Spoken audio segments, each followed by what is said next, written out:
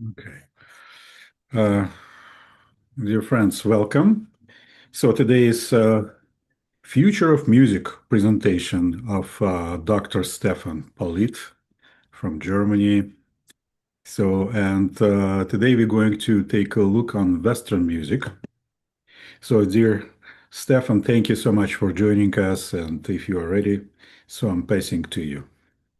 Yes, thank you. Thanks again for coming to everybody and also for coming again. Yeah.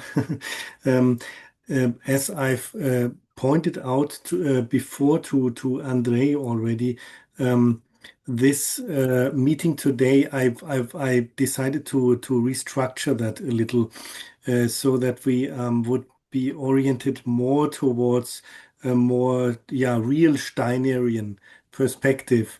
So, based on the experimental tuning cycles by Heiner Ruland, a German anthroposophist, um, and we would basically observe these. Yeah, his take on tuning in different epochs, basically the first to the fourth age of civilization. I mean post-Atlantean epochs, no? uh, which is also interestingly based on Steiner's own specifications on musical intervals. And I've also traced some of these sources a little more to because last time it was this kind of curious case of musical arithmetry in sacred texts, which was kind of a bit outside of real anthroposophic work. I just wanted to share this very curious this finding, this discovery by an American music theorist, and to bring them in perspective into a, as I wrote here, Steinerian perspective. So now let's maybe start the presentation, or let's first listen to some music I've selected since we are talking about musical intervals. This piece by Claude Debussy from his Études pour piano. It's one of these 12 piano studies that actually deal with specific musical intervals, and in that case, it's the third. It's also probably the most famous piece of this cycle. Let's just listen to this first.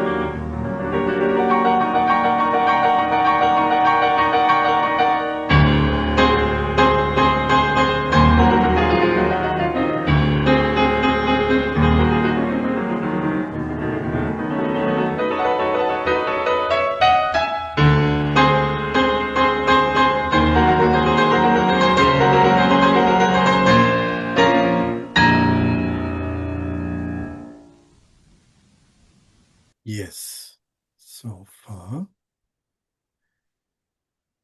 And I have to close that and get back to the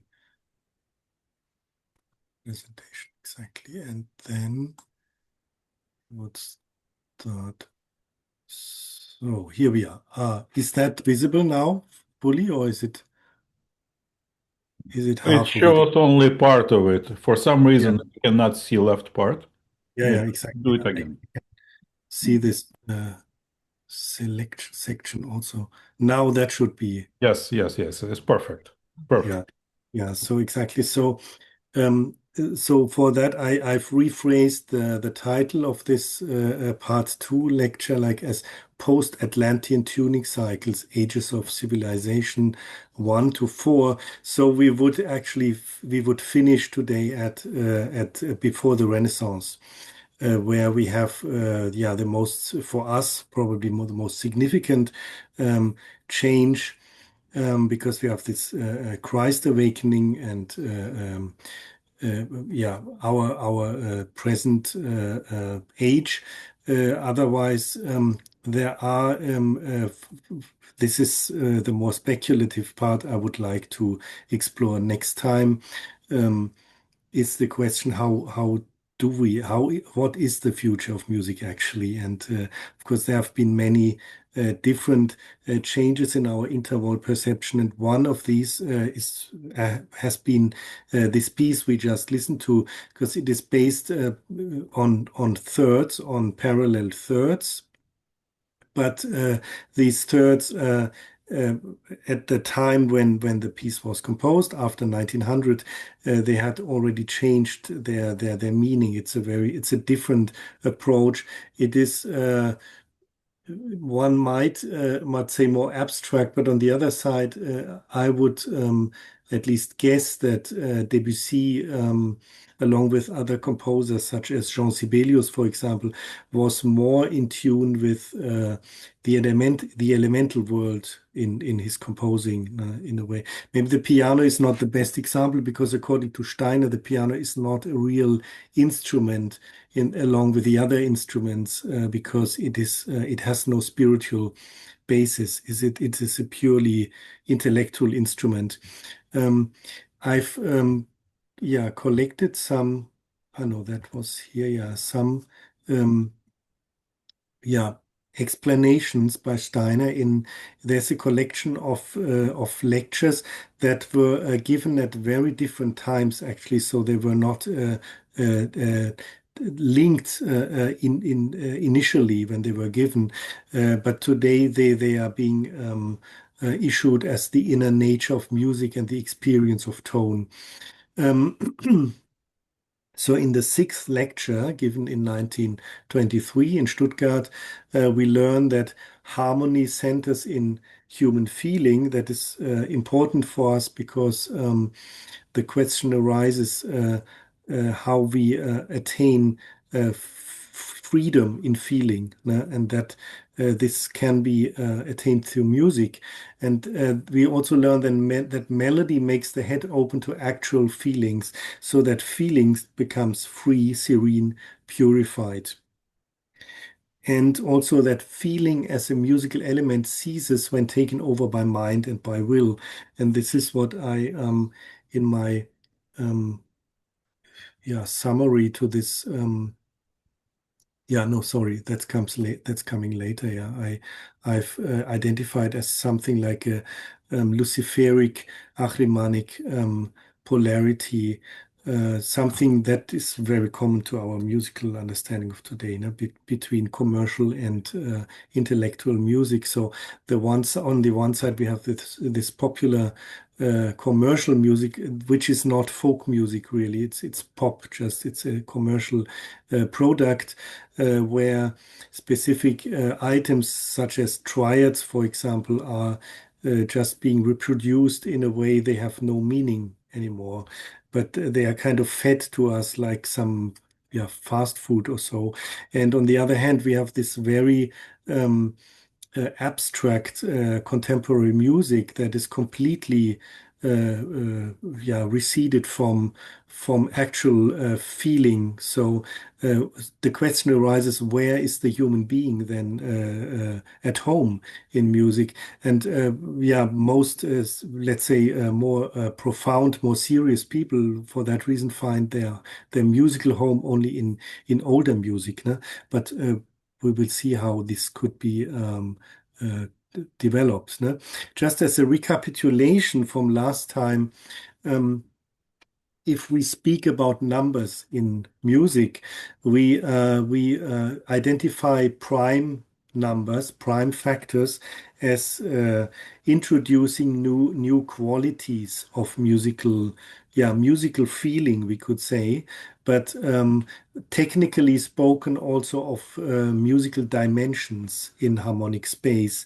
So that in a way in music, in case that we are able to develop this harmonic comprehension of higher prime factors, that we would step beyond three dimensions, and actually we can experience higher dimensions, of course, in this very mathematical sense. I'm not talking about the higher worlds in that case, no?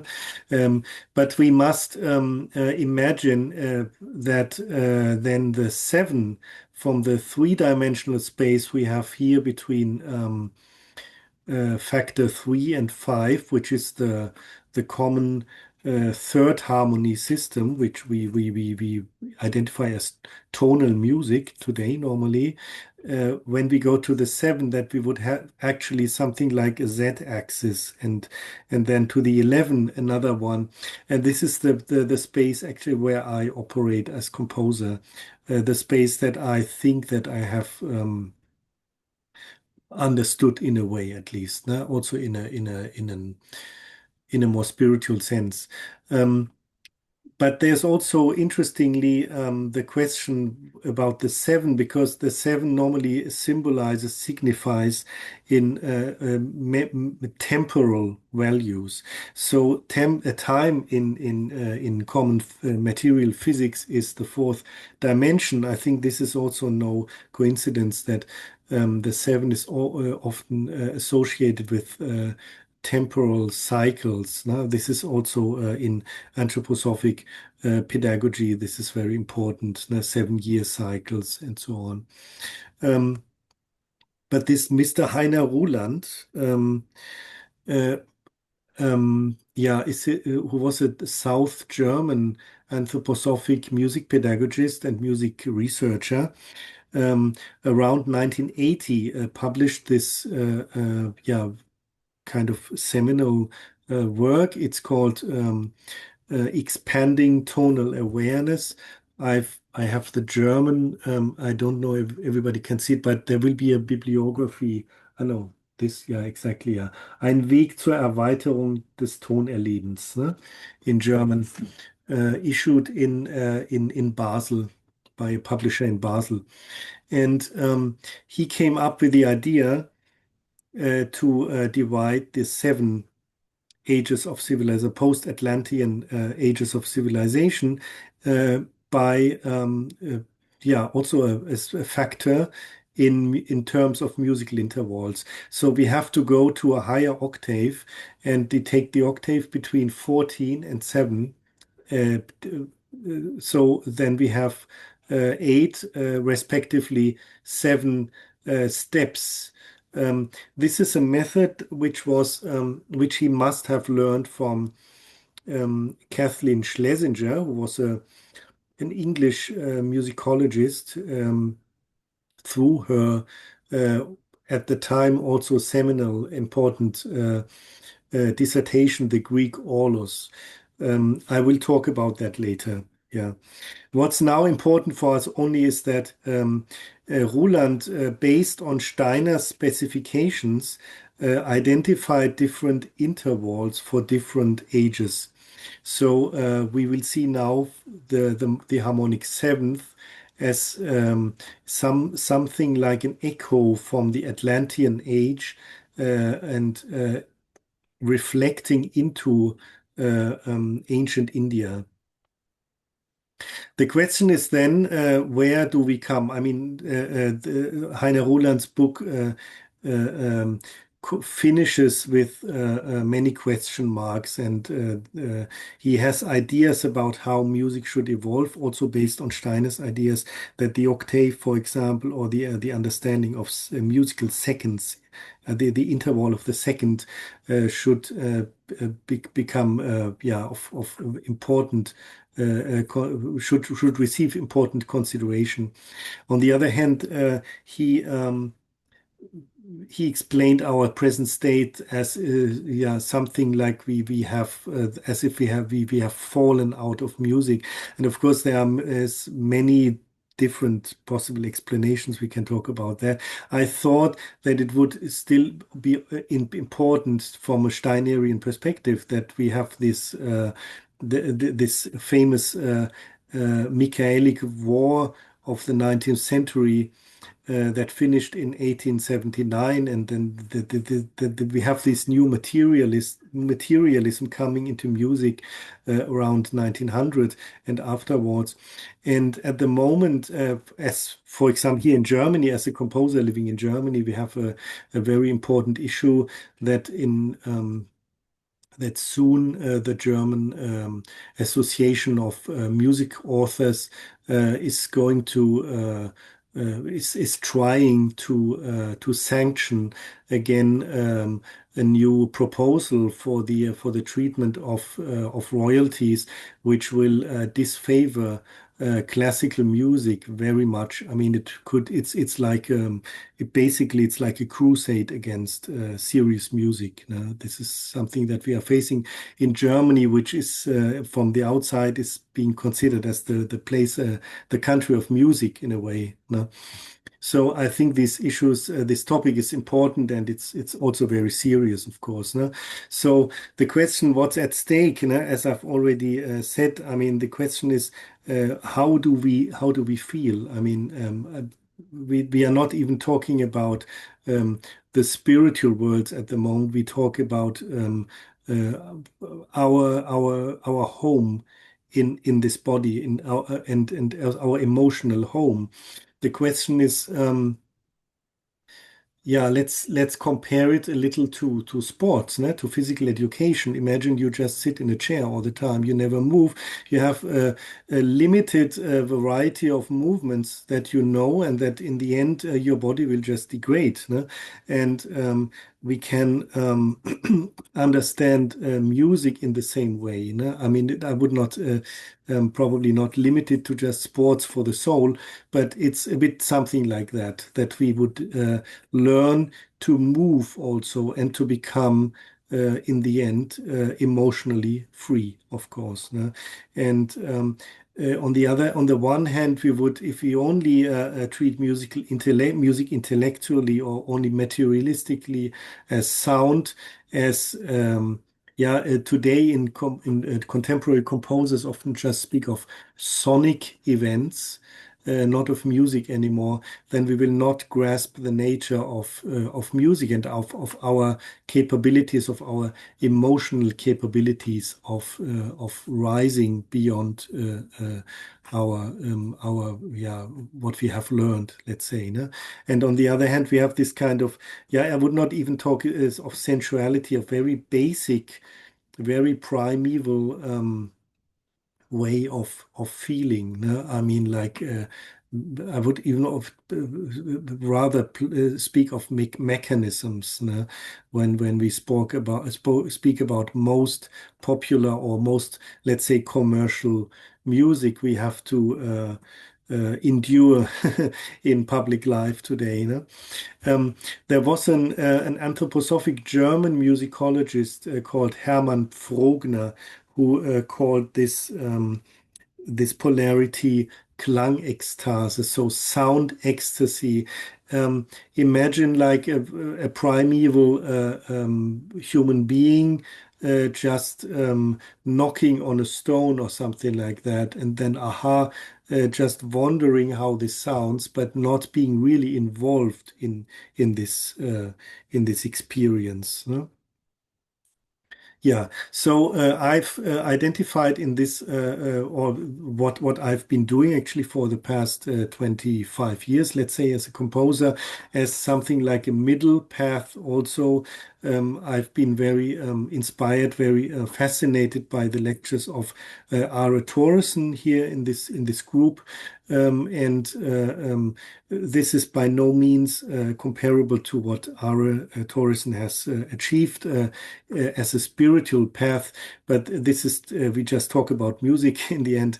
But it is also it can be seen as a parallel to that, to that we must Christianize music in the end. No? We that we find a middle path between these polarities, yeah, in order to transform, to really keep something alive that otherwise would yeah, become petrified or solidified, no? Would not be graspable anymore to our inner experience. No? So getting back to Steiner again, in the third of these lectures, we learn that the spirituality of music is like a shadow image of the Devacanic world, so that where we cannot access the higher worlds anymore, we would have something like an image of them in music, in the experience of music. Otherwise, we learn that many aspects of music are quite physical. For example, the inheritance comes uniquely through the genes, through the blood. Um, and we also learn that the experience of spatial relationships and the musical ear are linked. I mean, this is a basic biology class, of course. No? I mean, we know that the sense organs in the ear and for balance for the three dimensions are placed also in the inner ear. Um, but this kind of mirrors what I've said about spatial dimensions in music. Yeah? Because music has no equivalent in outer nature, all instruments are derived from the spiritual. So music has first to filter its material, and then it creates something that is already uh, kind of purified from the outside world. No? Um, so Steiner says that instruments stay in the space where formerly spiritual entities stood, that they are all, except for the piano, as I've said, they are um, reflecting different spiritual entities. In the fourth lecture, which was given a few months before the fifth, um, we learn that in ancient times language resembled song. This also reflects what I've shown last time, uh, imagining the Old and the New Testament as something like uh, yeah, a revelation structured like a song, no? Because we have all these different arithmetic relationships, these tuning systems embedded in the structure of the writings. Yeah, so we also learned that musical instruments are built out of the consonants, while the vowel is the soul playing on this musical instrument. No? So seeing that the higher world consists entirely of vowels, so that consonants do not exist anymore in the higher worlds when we step there. So in the higher worlds, the word itself becomes universal song. It sings. But this is also important for the human being that experience itself in the higher world. It does not see music as something as itself doing the music, but the music is something that happens actually. No? And this is also reflected in these older tuning system that were identified by Heiner Ruland. Um, yeah, now we come to the musical intervals. This I found very interesting because it reflects what Ruland, the material with which Ruland started. in his experiments. So we learn that the feeling for the third starts with the fifth age of civilization. This is will be important in the next meeting. This is actually an achievement of the Western culture. No? This is actually the most significant, or for us most visible event that shows the difference between a Christian and a non-Christian culture. No? This it because it has really changed everything, and it is directly mirrored in the music that evolved from that. No?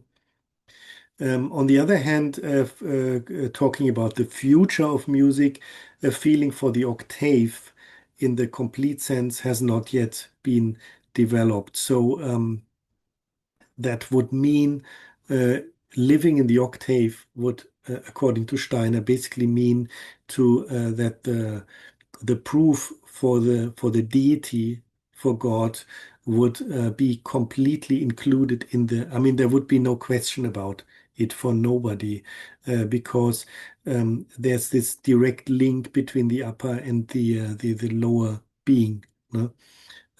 Which can be felt in the octave.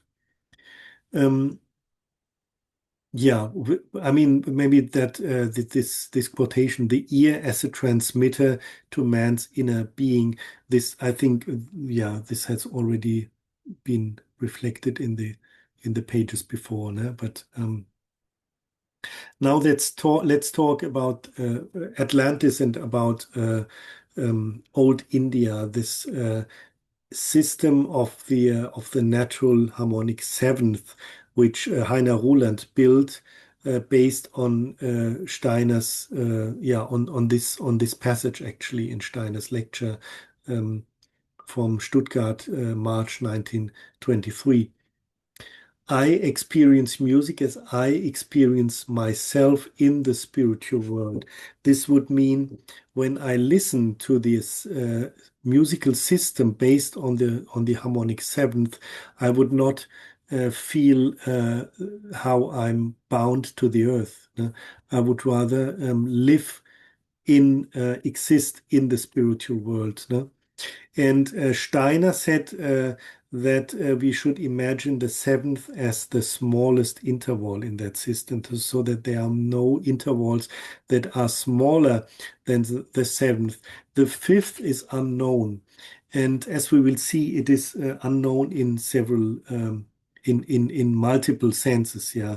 Let's just first maybe see what that looks like. Because Ruland, he did not just superpose different harmonic sevenths.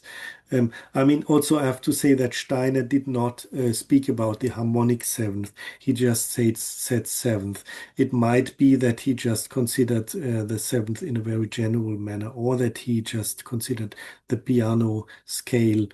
No? And we don't know whether he spoke about the harmonic, or about any other smaller, I mean minor or major sevenths. No? But Heiner Ruland, he took the natural seventh between it's the interval 7 divided by 4. I will show you how that sounds. And he built a cycle of it, very similar to the cycle of fifth. And you have in Bible language, you have to circumcise these intervals too, um, like the harmonic fifth. The problem is here they are a little too small. And they are not the harmonic seventh, 7 divided by 4, but they are the complementary interval, 8 divided by 7. And if you do that by a small interval, a very small fraction, you have to make them a little bigger, then you get 5 different pitches in an octave, like a basic pentatony. And yeah, it seems that there are musical systems that can be compared to that. It is very um, dangerous, I would say, from a scientific point of view, just to yeah, to identify different cultures as reflecting that. But I think in a more meditative way and yeah, with more caution, it is possible. Andre, there is somebody who wants to enter. I just click on let enter. Huh? Yeah, um, so this is the cycle, and the seventh as smallest interval. Actually, we have smaller intervals, as we will see. How will we devise this cycle? As this is a schema I showed last time too. This is then the overtone series from the first to the 16th tone. The seven figures as a different interval quality.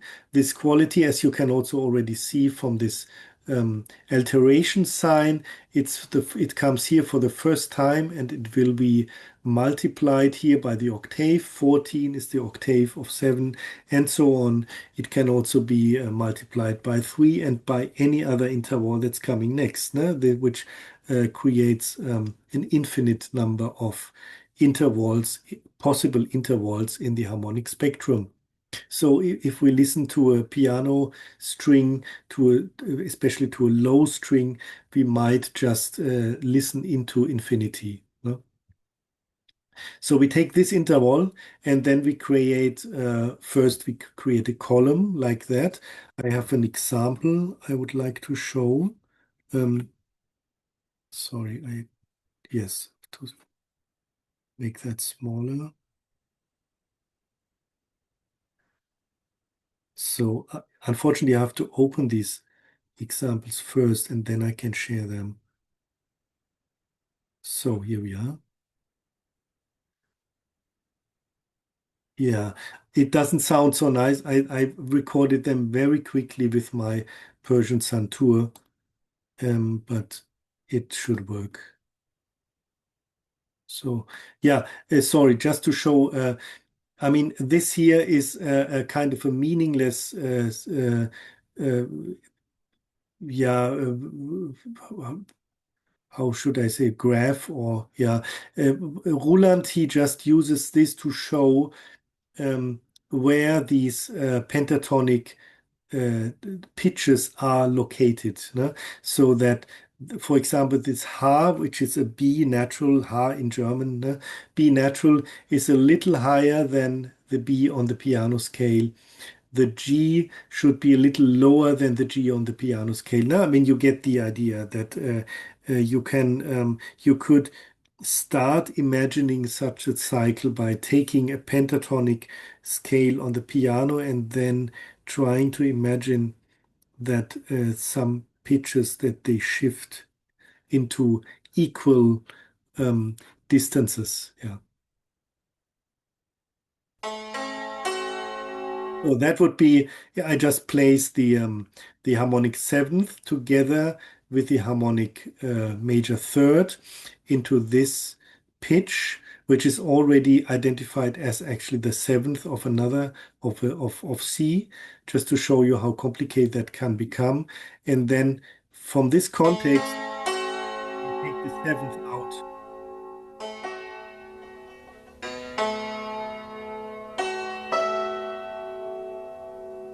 And in this notation now we must see that the seventh they are little bent, they are tempered in a way that this interval, which is written like a fifth, it should actually sound like a seventh, no?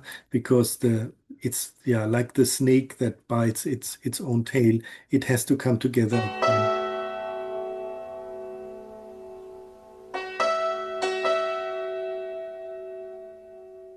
Yeah, but as a melodic scale, it must be, of course, it must be um, transposed into one octave together. Let's maybe listen first to that. Or is that the old one? Yeah, sorry. I have to.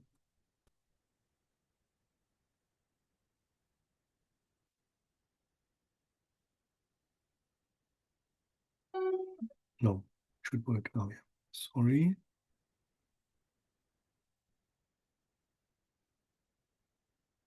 Yes. So now.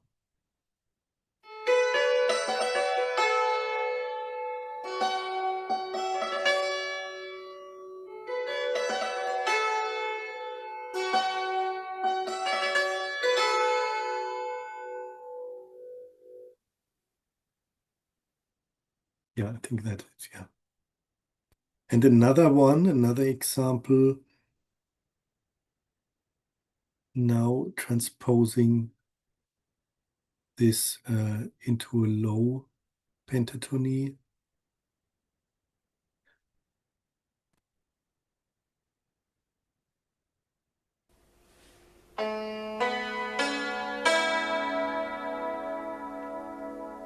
Now, what's interesting is that it is actually symmetrical in a way we have seen last time. The symmetry of the basic yeah, ancient Greek, ancient Hebrew, or even Babylonian Mesopotamian system. Here we have a perfect symmetry that also, yeah, it just continues by moving into the same pitches very soon. So practically from the center, we only need two different intervals. No? So we can imagine if today the Pythagorean major third is an interval that people in normal church choirs can just intonate correctly, then we could also imagine that in a very different, more ancient type of humanity, it would also be equally simple to to intonate this interval 64 divided by 49, which is from the point of complexity, it is yeah kind of comparable.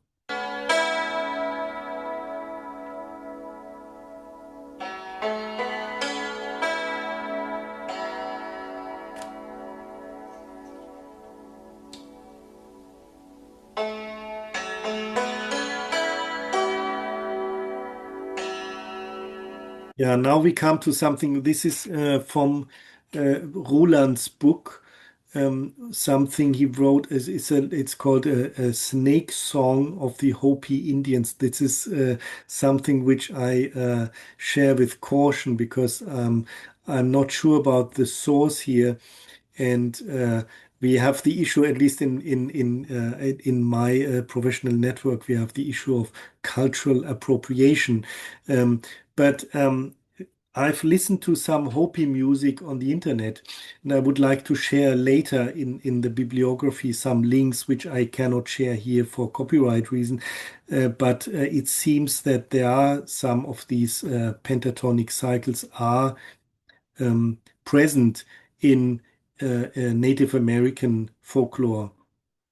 There was a recording from 1924 that sounded very much like that. No? You will, I will share the link later. Yeah.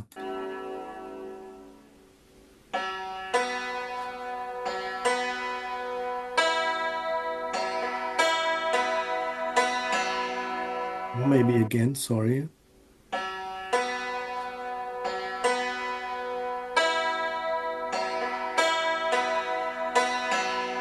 I mean, probably this music should be sung. No? I mean that you have this kind of this feeling of this of this very open voice style. No? I mean that we probably know from Native American folk music, and it has to be sung around a drum, probably. So let's let's get back here. Yeah, yeah. So we have seen that. Yeah, I had my own example that I think we have the time for that. Yeah, that I wanted to share. Maybe just not the whole. You can listen to that if you are interested. You can find this on the internet anyway. But there is the Ruland pentatony cycle in this piece, and would just here somewhere.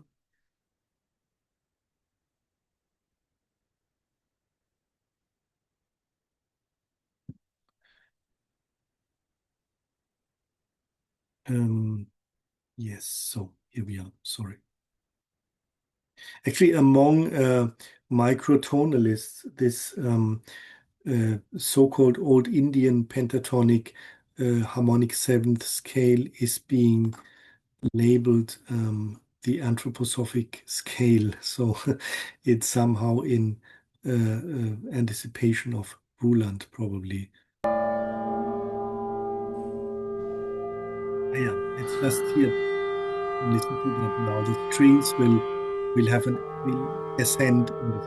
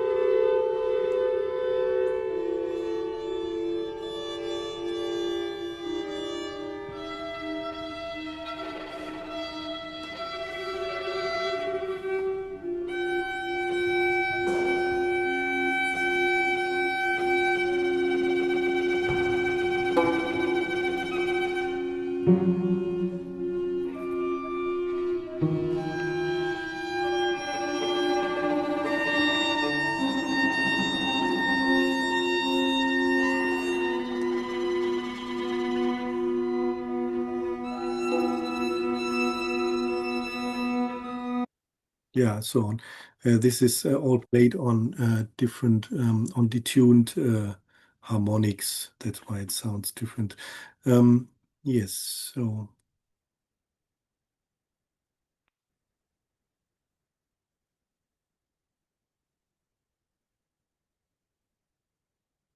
so here we are back. Ah, no, now it's again, it's only half of it.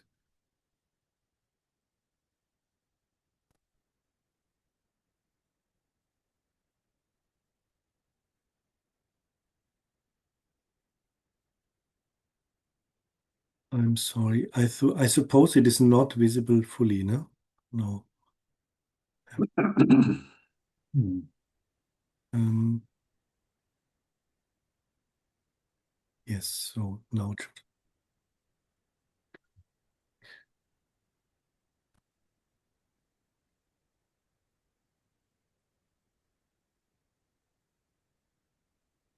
Yes, here we are again. Yeah. Yes, so from there, Roland comes with a very handy, very practical idea that in Old Persia, so the next age of civilization, the tuning system was based on a doubling of this cycle, which he achieves by simply basing his attention on the harmonic sixth, 13 divided by 8. Now, unfortunately, I'm a little at a loss here from the, let's say, more spiritual or emotional perspective, because for me, this 13th is not yet an interval I can fully grasp.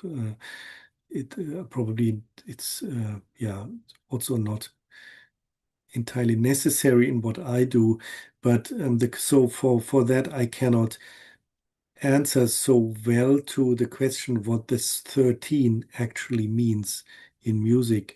But what it does from a more mechanical point of view is that it creates here a quite well working decaphonic cycle.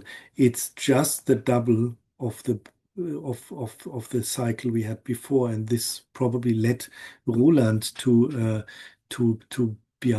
being convinced so much of this idea that we progress by descending from higher intervals to smaller intervals, from age of civilization to the next. I have prepared some samples for you to listen to this strange interval.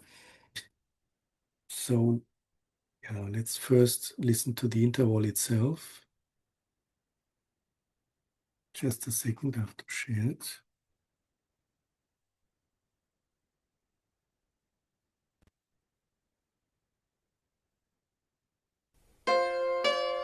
So just for context again, I give you the fifth also, so that we can try to listen to this interval as based on of actually on a fundamental. No? So it's a sixth that is a little smaller than a major sixth. No? It's almost a quarter tone, so in between the major and the minor sixth. It sounds very Persian because that's the most important Persian second. No? Yeah. So again, maybe just the interval without the fifth. No? I mean, of course, we are aware of the fact that it's not possible to understand this by just listening to it. I mean, you have to sing it to try to intonate it correctly, and it takes a lot of time, of course. No? Just for giving you an example of that. Um, and then I've also,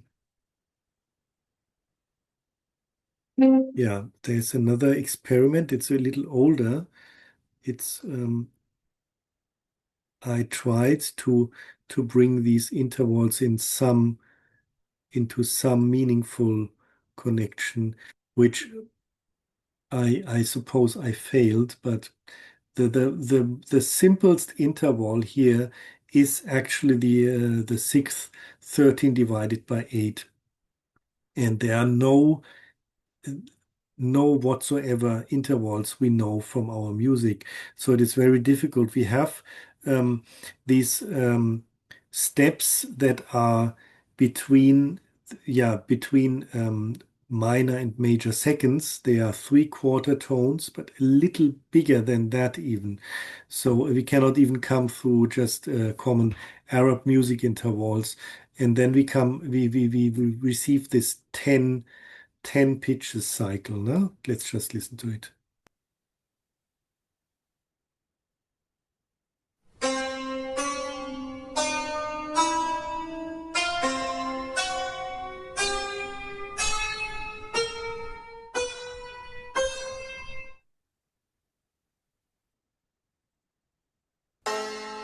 Yeah, this is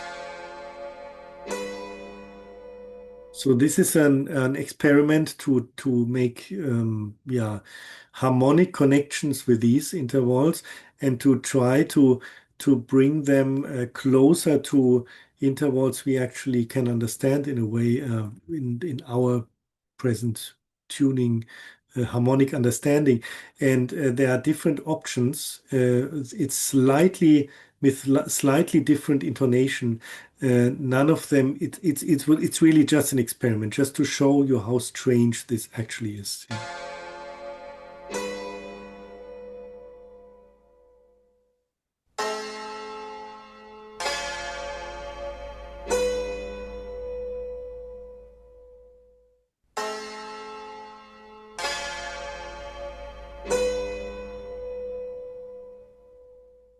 Yeah, they are all very just a little different, and still, it might be possible to say that. Yeah. To say that this kind of cycle, so the doubling of the basic seventh pentatony, that it might have led to something we know from Indonesian music from gamelan, no, the slendro. But I would be very cautious with that, no, because yeah, as an ethnomusicologist, I mean every gamelan is tuned differently, and the whole approach to tuning in many other cultures is very different to our idea that the tuning would reflect the human being. In many cultures, it's just the opposite. Um, just have to try to share this differently again, um, so that I can access it. That, I suppose. Yeah, no, but it doesn't work. Yeah, no, but it has changed. No, you can see it, I suppose. Yeah. So if we now come, we make a very big step yeah, to the antiquity. We to the Bronze and the Iron Ages we know better, to Old Egypt. Then we also come to an interval that is, yeah, very familiar to us today, the musical perfect fifth. And here we would have for the first time the very clear distinction between the outer and the inner world. So the fifth, if we go really deeply into the fifth, the opening fifth, it brings that out of ourself, and the descending fifth would bring us back to us, which yeah, would be an interesting meditational practice, I would say. Um, while the third, of course, in this system is not yet discovered. The third, of course, it exists in the cycle of fifth, which is also invented during that time, but it is not a significant. It has no meaning for the soul, let's say, in that way, in this deeper, profounder emotional understanding. It is just a step in the scale. So let's maybe just for the fifth, I mean, because I didn't want to, I found it too simple to create now a sample just for the musical fifth, because everybody would know that. But I found this, I thought it would be interesting to listen to some. Yeah, the way the fifth can be interpreted. And Debussy has, in the beginning of Pelléas et Mélisande, of his opera, has this very beautiful use in a very, let's say, historistic, ancient fashion of the musical fifth that creates a feeling of, yeah, once upon a time or something like that, no? Like a fairy tale being told, something very old. Um, let's just maybe listen to the beginning. This is the, let's say, the overture, although there is no real overture. It's also an old recording.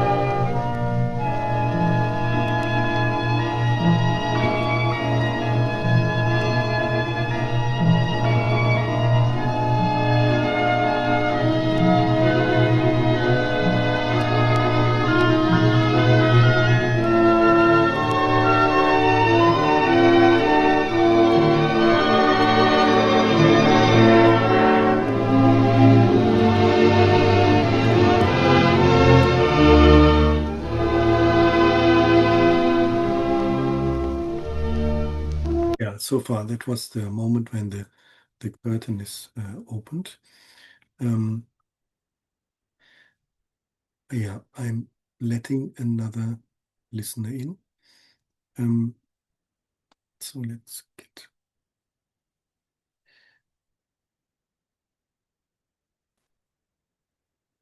Yeah, for some reason I cannot create. No, no, we are.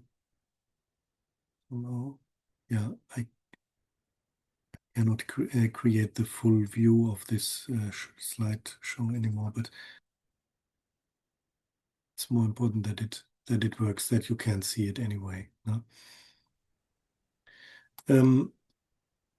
So we would find this the fifth, of course, for also very important in the architecture and music of the Middle Ages.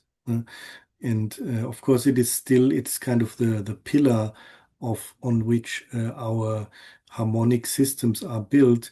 But here in this case, it would be more interesting to yeah to to label. Um, the way that in which the fifth is able to center the human being within itself in connect yeah in opposition to the outer world. Yeah. So Steiner, maybe again to get back just to get back to this lecture a little. Um, we have already learned that the full grasp of the octave has not yet been developed. It must come in the future ages, um, and that a new awareness for the second would come after the awareness for the third, which we have already developed. And then in the end, we would live in the single tone. This is, of course, I think we will see in the next meeting if there's a variety of ways to see that in a more complex manner, of course. No? I mean, because I would rather say we have seen now how these very different intervals create a very different sense of space and very different dimensions. And if we bring them all together, we would have a multi-dimensional space of harmony, which is this is basically what happens, and that what we can experience with that.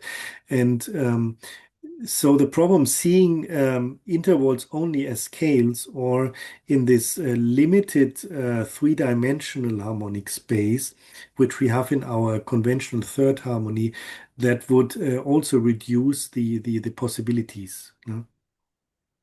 So the question is how this uh, new awareness for the second or for the single tone would actually evolve, what it would mean. I mean, it would be interesting to explore that further.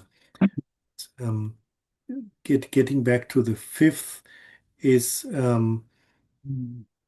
yeah, that in ancient time, according to Steiner, when the fifth had a more profound, yeah, was like the smallest interval of the system in a way. It must have had more impact on the soul. No? So what we might have experienced in former ages is not any longer in the fifth. And according to Steiner, now this is interesting, this loss of spiritual value, it happened later in the fourth than in the fifth.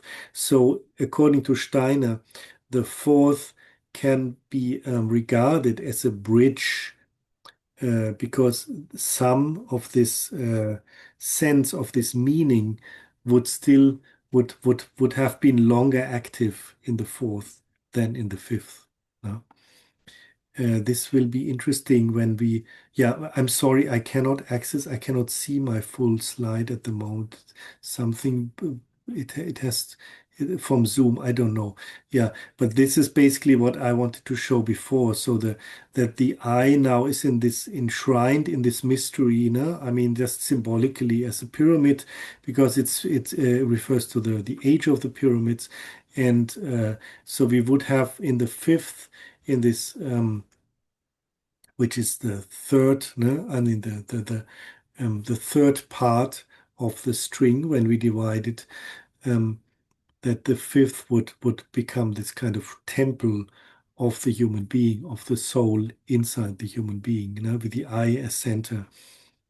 Um, yeah, when we now let's maybe just listen to some example from the medieval time. This is Ars Nova, so this comes much later than Gregorian chant, but I thought that this might be because it's a monophonic incantation, it might just serve us at the moment to get into the feeling of this music that has no third. So, sorry, I have to share it again.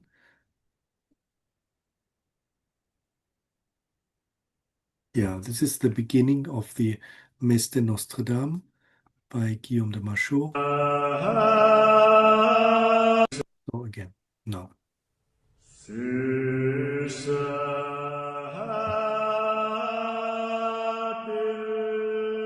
Always around the fifth, no?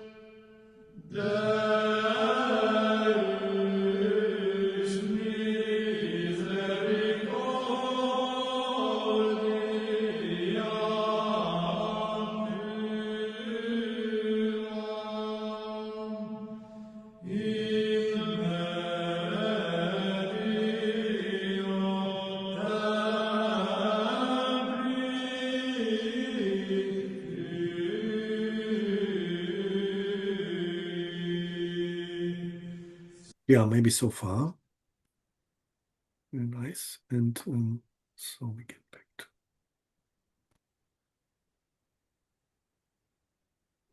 So, what's now interesting, that is really one of the most significant events in music history and also in architecture, actually, something that really clearly divides Western culture from the rest of the world, let's say. Huh? So, because now from the fifth, we can imagine that the fifth is rests on the foundation on the fundamental. The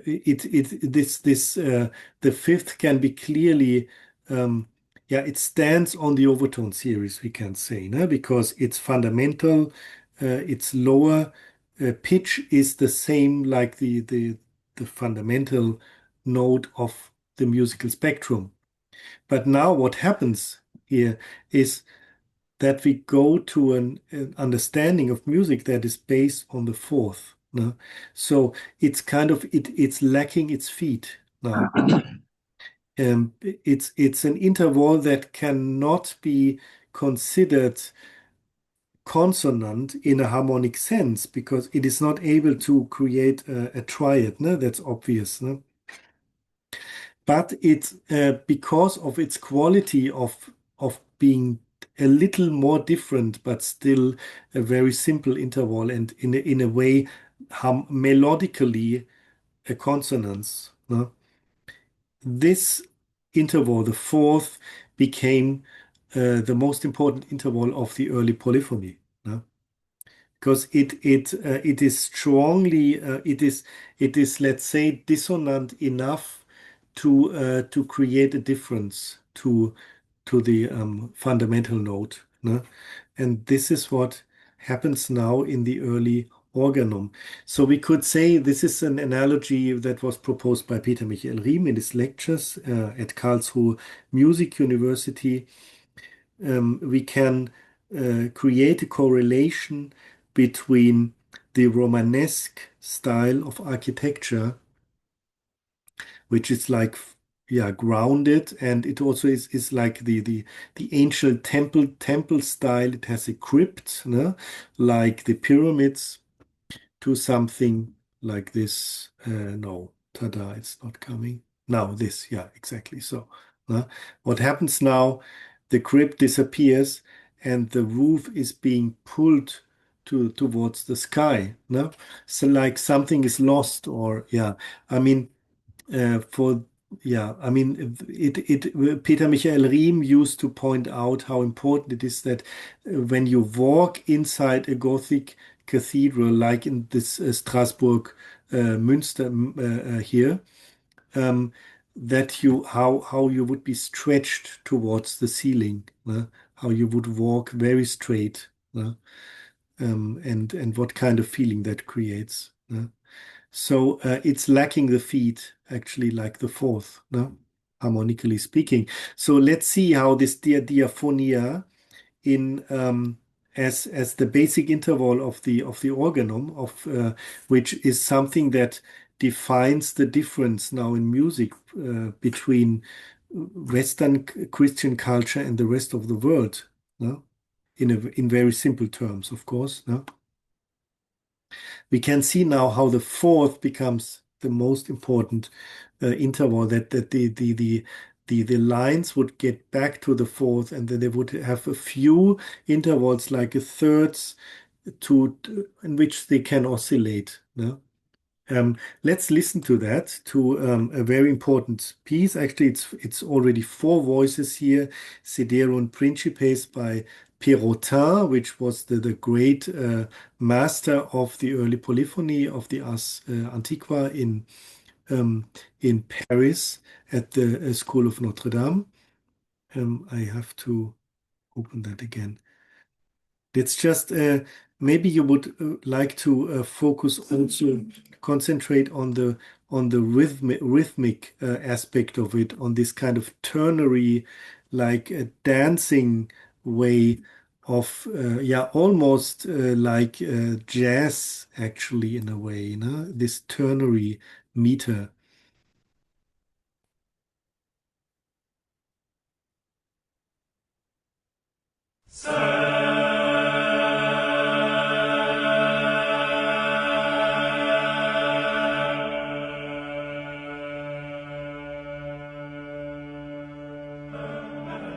Oh,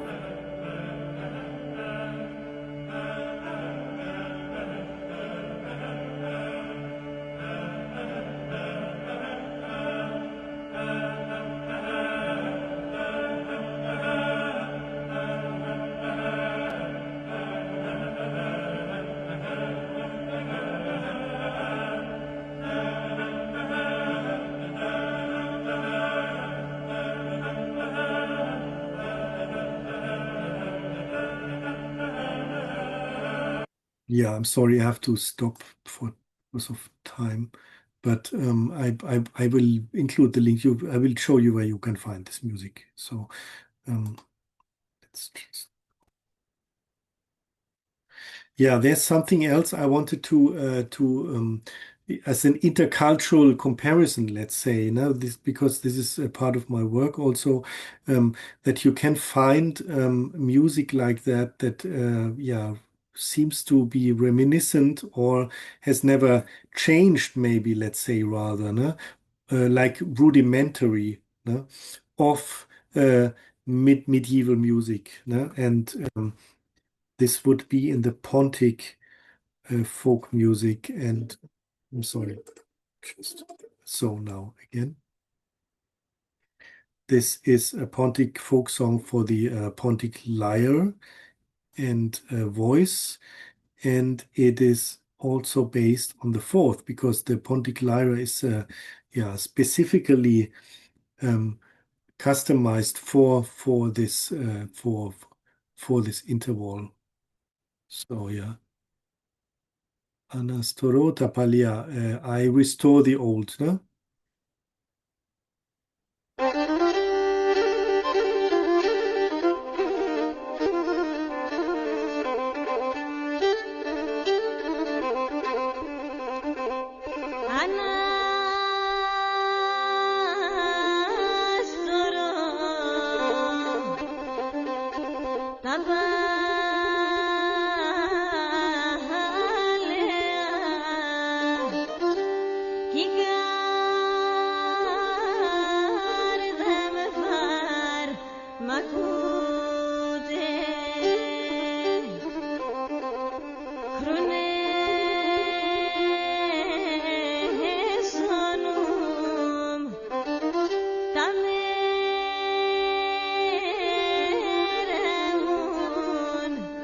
Yeah, so far.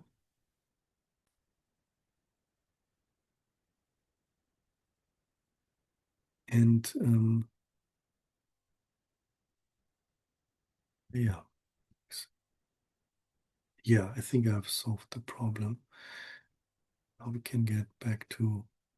So what we can find in these, in many, I mean, this is, yeah, part of Anatolian culture in many of these civilizations that, yeah, they seem to be reminiscent of ancient Greece. And yeah, for me, this becomes very fascinating. Um, Now, from this perspective, from Ruland's perspective, we we can, I mean, the fourth as part of the Greek system becomes even more, um, yeah, more considerable in this sense, no? Because Ruland he addresses the fourth not only as a, yeah, as a structural, as a building block, but as a spiritual interval, as an interval with meaning, with sense. We know that we have seen last time that the fourth in these basic ancient musical systems is always considered in two directions. So we have symmetry always there. No? We have different genera. I mean, this is just common musicology. No? I mean, we have the different uh, genesis or genera of music, the diatonic genre, the chromatic, and the enharmonic, and they have different values for the middle um, pitches in different systems. No, there are different theories to have different. We talked about Archytas, for example, last time, and his enharmonic, um, where we get to have even quarter tones as musical intervals. And then we have the different modes, which today we also know as church modes. But in ancient times, they were different. No? They started from different pitches. And there is a different way of seeing these modes.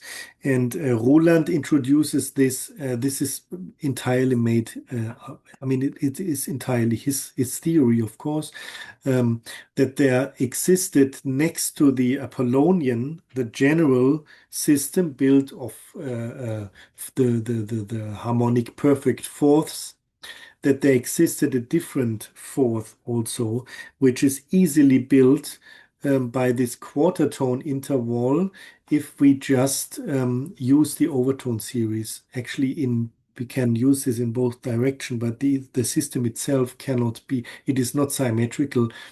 It goes with the partials of the overtone series. It goes just here from 8, 9, 10, 11, which creates a fourth that is a little bigger. It's the so-called, this is in professional terminology, undecimal augmented fourth. No? And according to Ruland, this created a sort of a musical counterculture, which focused on the aulos, no? On the musical aulos. So on wind music for the Dionysian cult. No? And let's just go from where this comes. The idea, the inspiration, actually, Ruland, he quotes also from there, from Kathleen Schlesinger's famous dissertation, The Greek Aulos from 1939. Schlesinger observed specimens of Greek auloi from the Vesuvius, I think, from Herculaneum. There are not many of these instruments actually left today. No? And she measured the instruments and she found out that the distances between the blowholes were similar.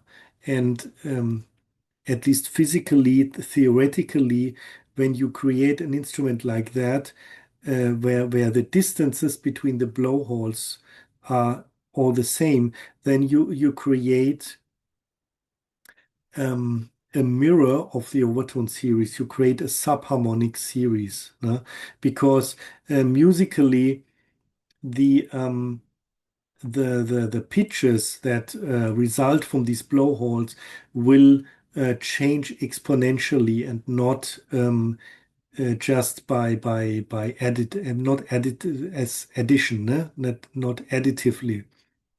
So for example, I mean this is what Schlesinger identified as the ancient Dorian. It is based on 11, the 11th undertone used as fundamental of an octave that would end with the 22nd undertone. And then you have this interesting scale that results from them. This is very fascinating, and it must have inspired Ruland to creating actually his idea of seven ages in a sevenfold scale of harmonic intervals. No? What is important here now is that this system, if it is just natural, it is in a way it is just nature, it's just physics on an instrument that has, let's say, little personality in a way, because it can just play the partials that result from mirroring the overtone series into this subharmonic scale. So today we still have something like that. I mean, something Dionysian, I would say. I thought today actually, do we still have something like that? And of course, we have in the whole Middle East actually two yeah, places very close by, actually, like in southeastern Europe. We have this double zurna music. We have a double reed instrument and a drum. Just to show you how that sounds, maybe it's familiar to you anyway. This kind of music normally sounds to, yeah, at festivities, yeah, at weddings, but also when soldiers are being sent to military service, or to the battle even. This is actually how, yeah, it's similar to the music the Mechter, the Janissaries were playing. No? They just had bigger bands. So yeah, this is Davul Soda.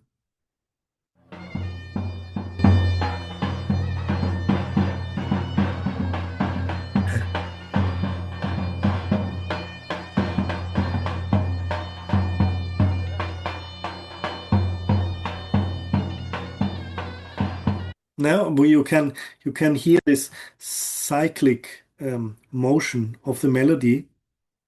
Of course, here the system is different. It's the so-called Apollonian scale. I would say it's a Markham scale, but it can be identified theoretically. It is structured in tetrachords, which these so-called rotary scales, these Aulos scales, are not. They are just in one piece.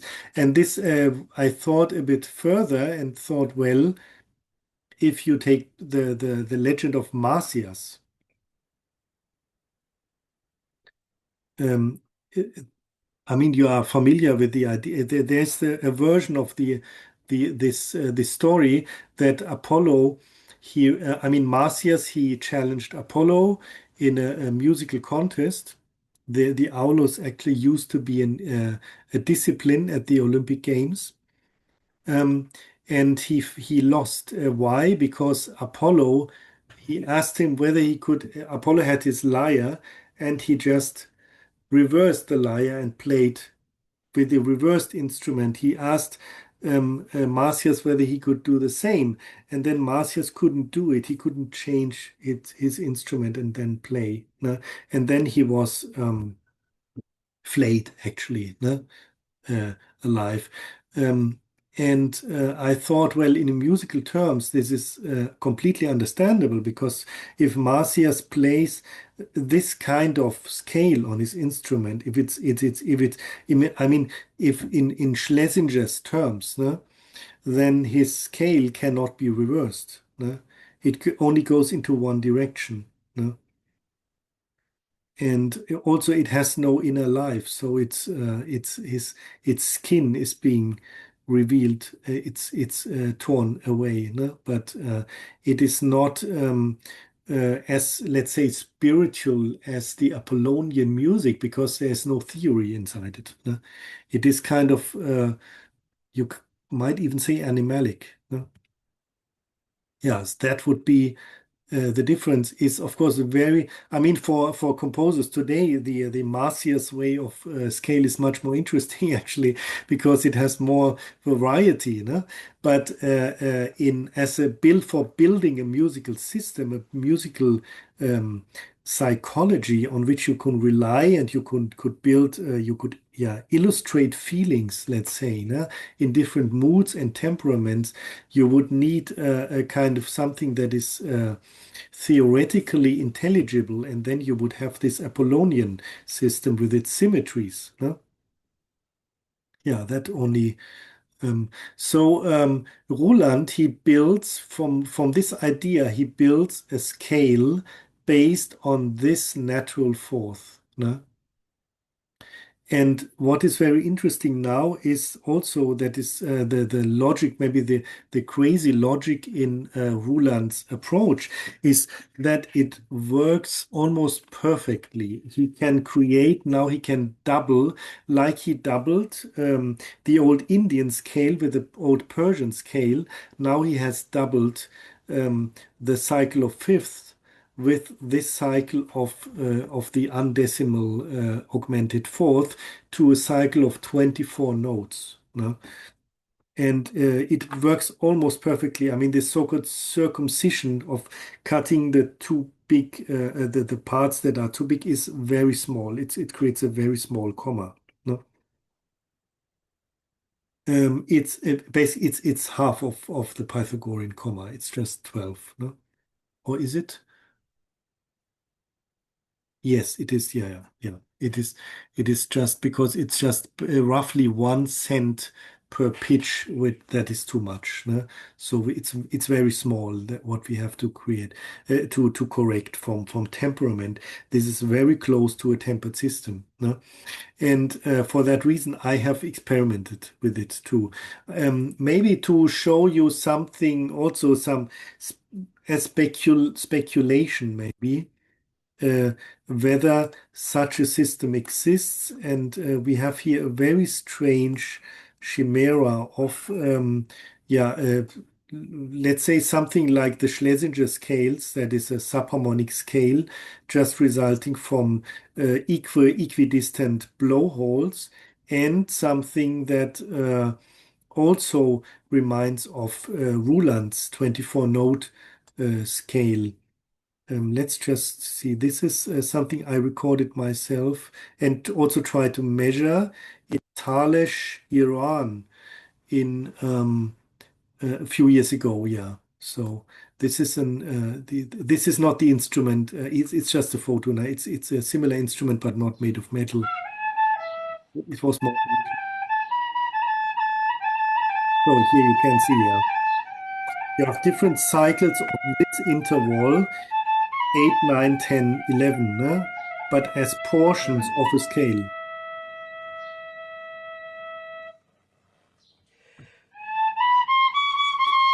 You can hear how this two big second just in the higher octave, no?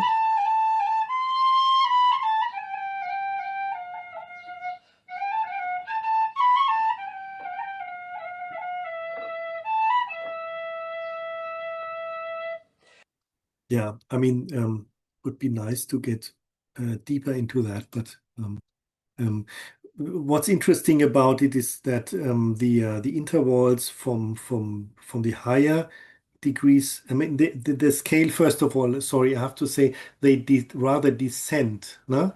And the bigger intervals are placed in the higher regions, and then descending, the intervals become smaller, and this already, it's like it smells like subharmonic scales, no? In a way, because the values become smaller and smaller.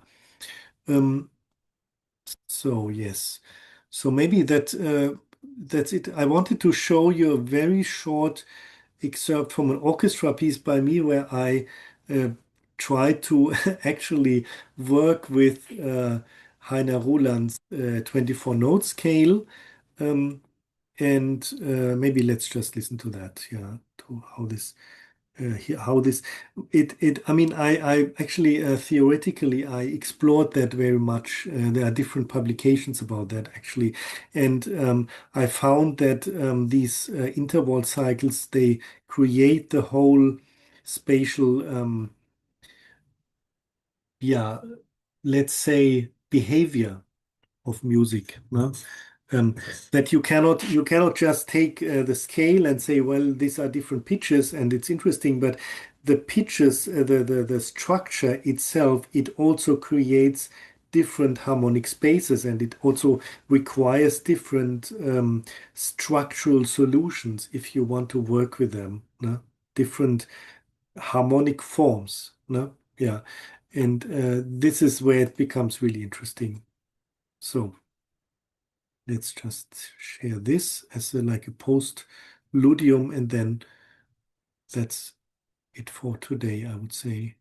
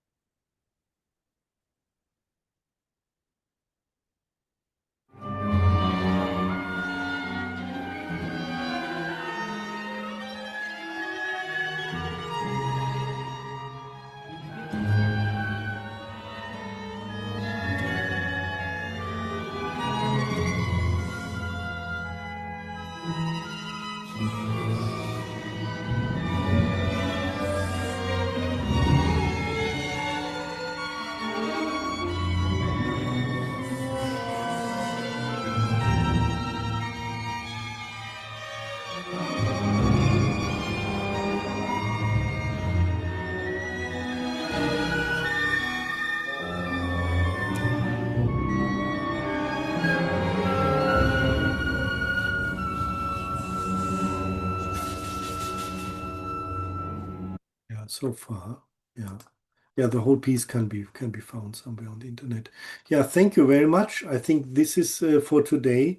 It would be my uh, yeah, it would be so far. I mean, I would like to next time to start with the from the end of the medieval music, from the Ars Nova, and then to grasp this very important change into the Renaissance, and then to go on and to base this exploration rather on the music pedagogy of my teacher Peter-Michael Riehm. Ne? Um, I think, yeah, about whom some people might have been curious so far. Yeah. Yeah, thank you very much. Yeah. Yeah. So thank you so much, dear Stefan. So, dear friends, so any questions to our dear speaker?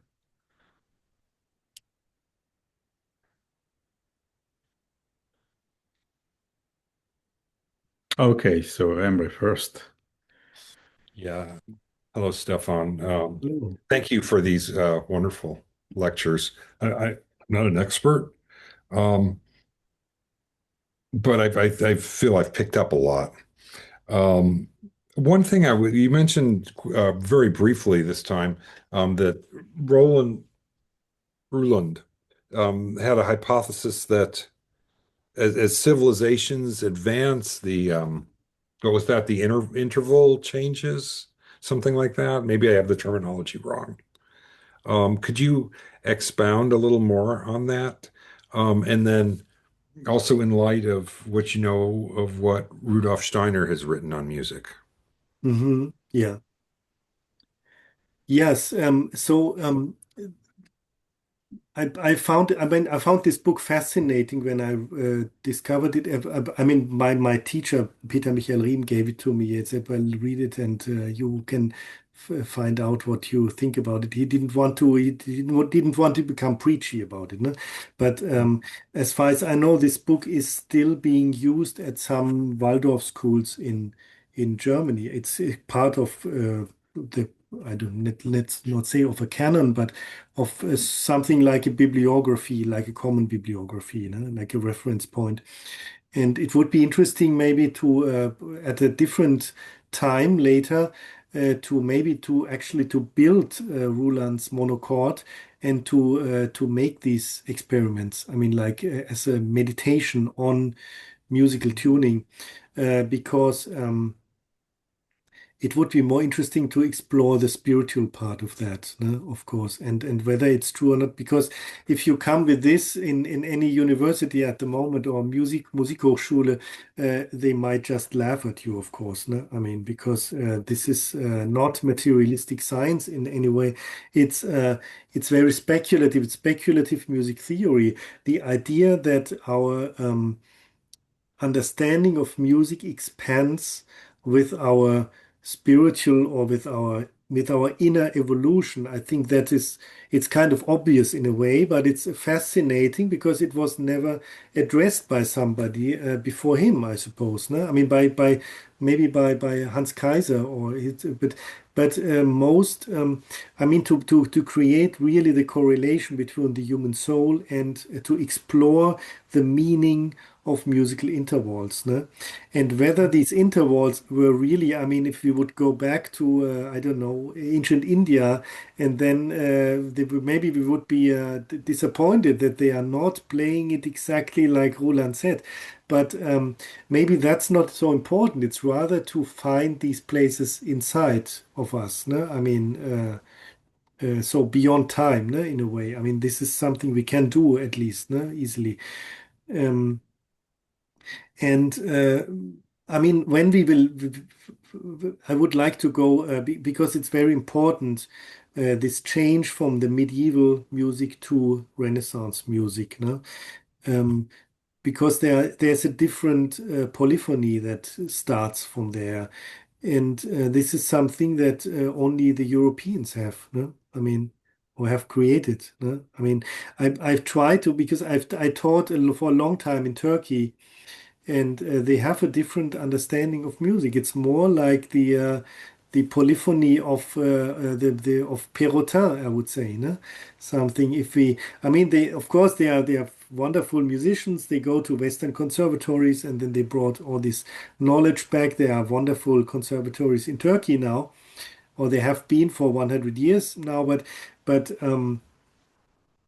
But the understanding, the relationship is different because of the spiritual factor, and this is where anthroposophy starts. No? I mean, and for me, because I'm interested in intercultural relations, and my music is very transcultural in a way. Um, this has been for me. There has been a constant issue. No? To identify these differences, because if we are different, we must know about these differences. And in music, we can actually, um, it's like a proof of spirituality, no? In a way that there is this Christ awakening, and then everything is changed, no? And in music, you can actually make this. It's very obvious that something has changed, no? So, so the question is, what comes next? No? I mean, and we will talk about that next time. But in my opinion, around 1911, 1914, something profound must have happened. I mean, this was also the idea of Peter-Michael Riehm. At least we talked about that actually, that music could have really uh, just have been wrapped into something new, ne? Into something higher. But instead, now we are in this kind of polarity system where we have something. It's like a commercial idea of culture in general. Yeah, and yeah, but I think it's difficult to talk about these topics. It's really rather to create illusions and then to listen to the music, because whatever I say will sound like a teaching or something like that, and it's really impossible to do that in that area. No? I mean, yeah. Mm. Thank you. Yeah, thank you. Yeah. Stefan, I have a question. So, did you look into, for example, African music or in Chinese music? So I'm just wondering, so there is like, a proper stream of evolution in the musical art, but it's also can be some branches of his death end. Yes. You know what I mean? So because like, for example, when it's music becoming too physical, or Hmm. in Luciferic and it's becoming way too excarnating. Yes. Like, I don't know, maybe it will be Chinese music because, they have special relation, like, how they are connecting to folk soul, which is sound theater. So Hmm. it's sound theater because, Yeah. for example, here in America, I mean, it's everything is pretty, you know, so it's sub physical forces, Hmm. like English speaking Europeans, they living right on the physical level. So Germans is in the warmth, Russians in the light, which is reflected from plants. So, but Uh-huh. yeah, Yeah. and this kind of like a dead ends or streams which is dead with dead ends, and what is a proper way? So of course we're speaking about proper evolution, but it's important to give an examples of something which is not quite good for human. Yeah, well, of course, I mean, there's the issue of the, I mean, this is something from Ara Torresen, I mean, with these sounds that the elemental quality of the more electronic you become, no? I mean, this is actually something that that Ruland he wrote about too, no? I mean, that electro, I think it was the last I think it was the last instant then I really thought, well, I might not go deeper into electroacoustic music because I really lost my interest in it more and more. No? Um, but what I was talking about was, or it's rather, you see, Steiner told that that the inner meaning of the intervals has been lost in most cases. No? That like when we talk about the fifth today in our harmonic system, the fifth is rather something. I think this is very evident actually for everybody. It is rather empty for us. No? I mean, when Bruckner, for example, he finishes the first movement of the Ninth Symphony, it is only an open fifth and fourth. No? It sounds really, it is neither minor nor major. No?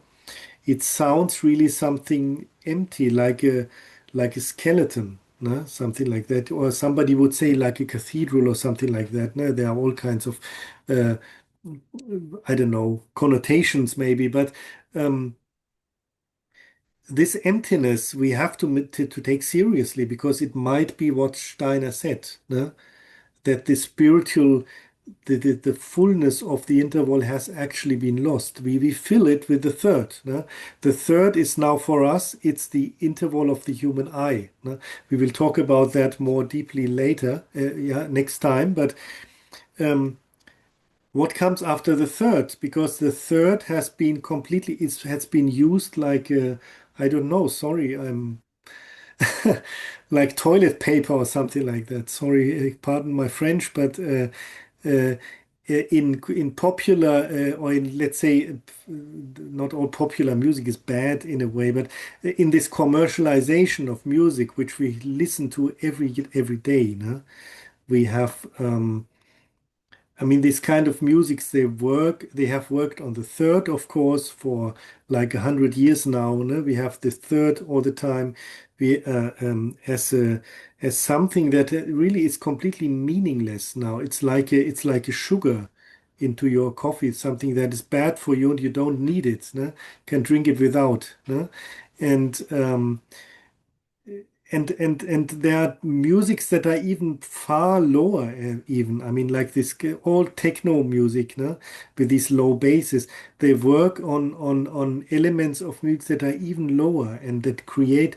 They work on the very foundation, on pulsation, things like that, no? And how can we fill music with meaning then again? I mean, for my turn as a composer, uh, I I develop my understanding of intervals and I move into different harmonic systems. And these harmonic systems, they need practice, but they can be filled with as much emotional meaning as the others from before. I mean, I listen to my own music. I try to give it the same depth that I experience when we sit in concert and listen to Mahler or so. No? I mean, that's the idea. No? But not becoming neo-romantic, because that would also mean just going back into something that has already been created and has not the same meaning for us today. So um, it's, yeah, I mean, I think this all very basic ideas about creativity, no? That we work out, we work ourselves through in the understanding of musical intervals. No? Yeah. Stefan, are you listening any popular music? Not just for yourself, or just for fun? No, no, unfortunately not. No. No, jazz is not popular, and no, but I listen to more and more to folk music that I've brought from different countries, and I didn't take folklore so seriously in former time, but I'm actually, we have a project, I hope it works, in Kosovo, and where have, put more focus now to folk music from Kosovo. And this is something that, I mean, I can fill with a lot of passion more and more, let's say. Yeah. Mhm. Okay. Uh, yeah. All right. So, dear friends, anything else? I mean, any questions or yeah, or we will say thank you to your speaker, to Stefan, and we will be waiting for your third final presentation on. Yeah. Thank you for coming.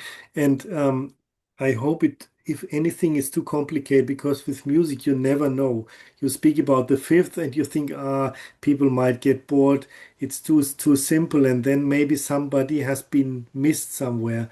And I don't want to run away too fast. Yeah? I mean, uh, you can also write comments later or whatever. No? I mean, we will see how we can how so that we do something together. I mean, that's the most important thing. Yeah. Right, right, Yeah. right. Yeah, but this video will be posted on Threefold Yeah, Mankind. you can listen again. So I've been staying like Yeah. with many our speakers, which are Yeah. very intense. So Yeah, but it should be precise. I mean, it's yeah, my yeah, my you can listen in slow motion and just obey parts. So this is what we are doing. yeah. Okay, Thank you. yes, Yeah. Stefan, Hey. thank you so much. Yeah. And so we'll be waiting, which is on your presentation, which is April 25th, right? Yeah, in 2 weeks. Yeah, exactly. Yeah. Okay. Okay, thank you, dear friends. Thank you for Yeah. joining. Thanks for coming. Bye bye. Yeah. See you Bye. soon. Bye. Bye.